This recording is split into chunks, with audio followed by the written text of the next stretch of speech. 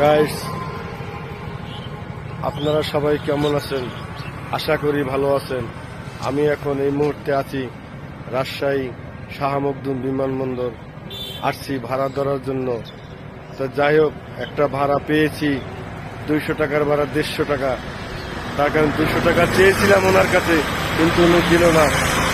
উনি ঠিকই 10,000 12,000 টাকা দিয়ে বিমানে আসছে, অথচ অটোওয়ালার কাছে এসে অটোওয়ালার বকশিস হয় না। তাই এখন কি করব? তাই 200 টাকার ভাড়া 150 টাকা নিয়ে 200 টাকার ভাড়া 150 টাকা রেখে আসলাম। তো গাইস, কি করব? গরিব মানুষ, চলতে তো হবে। তাই এখন কিছু করার নাই। আসসালামু আলাইকুম ওয়া রাহমাতুল্লাহ ওয়া বারাকাতুহু।